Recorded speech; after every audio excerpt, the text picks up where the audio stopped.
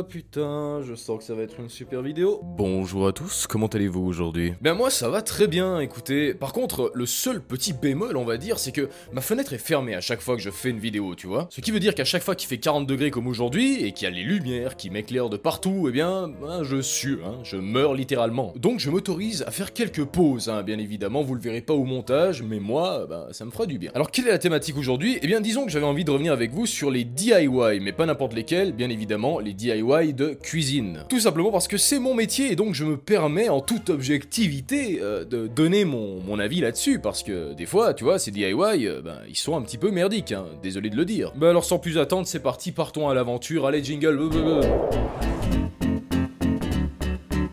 Alors on se retrouve tout de suite avec la chaîne Brico Sympa, hein, un nom un peu bizarre quand même pour un DIY de cuisine. Et la première vidéo, c'est sur des œufs, donc c'est parti. Tes œufs sont pas mélangés en fait là, il y a encore du blanc. Ah tu t'en fous, ok. Mec, il y a trop de beurre. C'est une fontaine en fait. Putain, le massacre. Oh le massacre. Comment le dire sans être trop méchant? Eh bien, disons que c'est simplement, ben, de la merde. Pourquoi je dis ça? Bah tout simplement parce que tu ne sais même pas mélanger des œufs, regarde, il y a encore le blanc là. Ensuite, est-ce qu'on va en parler vraiment de ces kilos de beurre qu'il met là-dedans et qui noie littéralement en fait les œufs? Et le pire c'est qu'après, le gars il trouve ça tellement stylé qu'il en prend une photo, hein. Mec, c'est affreux, vraiment. Je trouve ça tellement horrible que je vais vous faire une vidéo la semaine prochaine où je vais cuisiner des œufs. Ça les fera peut-être un petit peu descendre parce que là, mec, c'est pas vraiment des astuces en fait. Sur ces belles paroles, passons tout de suite au second tuto. Ok, un burger, tu fais un trou au milieu, d'accord? Non. Non, non, non, non, fais pas ça. Non, ta viande elle est tuvée maintenant. Bon, alors là, contrairement à la première vidéo où c'était vraiment affligeant et personne ne fait ce genre d'erreur dans la vraie vie, eh bien là c'est plutôt une erreur que beaucoup de gens qui ne sont pas cuisiniers font, c'est-à-dire étuver leur viande. Étuver c'est simplement cuire dans son propre jus et pour un burger, ça se fait pas trop. On va plutôt réserver ça pour faire des goulash par exemple, donc des plats qui se cuisent vraiment très longtemps. Par contre pour un burger c'est simplement la cuisson sautée, donc ça veut dire colorer la viande. Et au pire si c'est pas assez cuit, tu finis au four et il y a pas trop de matière grasse qui va s'en dégager, tu vois. Ça va simplement t'éviter d'avoir ce goût délavé de la viande, hein, comme tu peux l'avoir lorsque tu as une cuisson étuvée comme celle-ci. Et normalement, si vous faites ça, vous avez une cuisson parfaite. Passons maintenant à la prochaine vidéo si vous le voulez bien. Ok. C'est quoi ça? C'est du beurre? Mec. Ah bah oui, bah oui. Ouais mais sauf que là en fait il y a un petit problème aussi. Qui d'entre vous, franchement, hein, mettez-le dans les commentaires, mais qui d'entre vous stocke son beurre au congélateur? Parce que c'est uniquement comme ça que vous pouvez avoir un résultat pareil, hein. Normalement personne ne fait ça, ça devrait juste être mis dans un frigo et c'est tout. Donc là oui, l'astuce est valable, mais à ma connaissance, personne ne se retrouverait dans un cas de figure pareil. Je suis en train de décéder. Vidéo suivante. Bon, alors, qu'est-ce que... C'est encore des œufs, tu les as mis dans de l'eau? Mais c'est dégueu.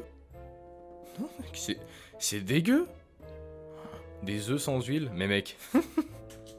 Attendez une seconde. Bon ok, alors la semaine prochaine, je vous promets messieurs dames que je vous fais une vidéo où je cuisine des œufs sans utiliser quasiment de matière grasse, comme ça vous évitera de faire des tutos autant pétés que cela. Non mais c'est vrai, attends.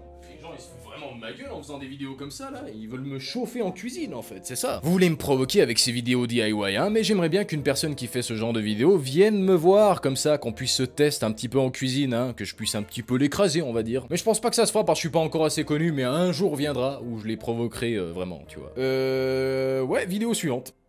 Comment préparer des œufs parfaits? Ouh!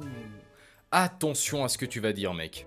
Bon alors t'as déjà congelé ton œuf, il est plus du tout parfait là. D'accord. T'es sérieux? L'œuf parfait en cuisine, qui est une véritable recette, hein, ça demande une cuisson spéciale, à une température spéciale. Et là, en fait, c'est pas du tout un œuf parfait, c'est juste une daube intersidérale. Déjà, l'œuf est congelé, puis décongelé et cuit. Ça veut dire qu'il a perdu toutes ses valeurs nutritives et qu'il est baisé. Oh putain, vous me chauffez là. Vous me chauffez vraiment. Oh, comment vous osez me faire ça? Vous me fatiguez, c'est un truc de malade. Ah, bref, écoutez, je vous mets une vidéo là maintenant d'un œuf parfait. Voilà, ça ressemble à ça. C'est pas ce que l'autre faisait avant, et ça demande énormément de technique. Ne prétendez surtout pas faire des cuissons parfaites lorsque vous ne savez même pas cuire. C'est la base. Ah, les gens, si vous saviez, j'en peux plus entre la chaleur et les recettes pourries là. Mais bon, passons maintenant au dernier tuto de cette vidéo. C'est parti. Alors, faire bouillir 3 minutes. D'accord.